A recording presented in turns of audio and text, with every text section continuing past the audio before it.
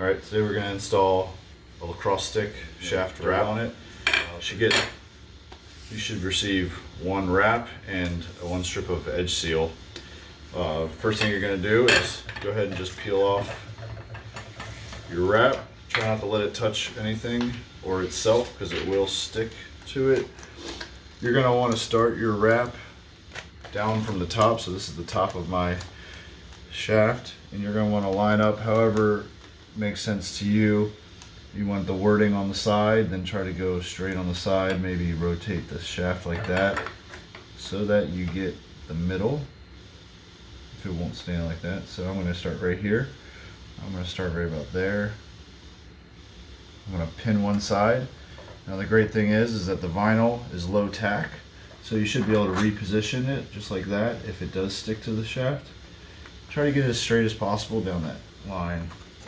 Once you get that lined up, you're going to go ahead and now you're just going to use your thumb to work it over each part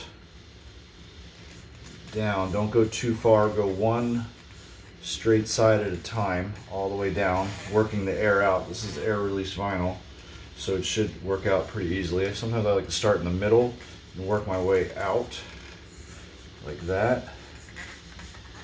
See, now right there I creased right there, so I can literally pull back on it no problem and push back down and smooth it out, making sure I'm getting all the bubbles out as I go and all the wrinkles as well. So keep working it. Again, sometimes it creases there.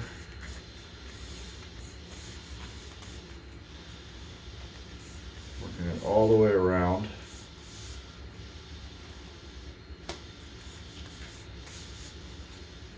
Keep doing that on the far end. Sometimes that happens when you run it too fast.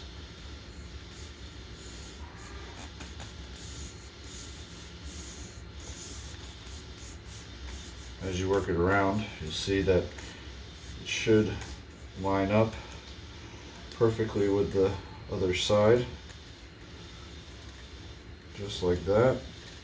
On this part, I like to use my palm and thumb combination and give it a twist. Wrap it down. You should see it should have just like that. Now, where your seam is what you're going to want to use this edge seal tape for. Sometimes it's hard to get the lacrosse stick to stand up. Again, no, you can just peel your edge seal tape off. There we go. Once you get it started, just like that. Find your seam.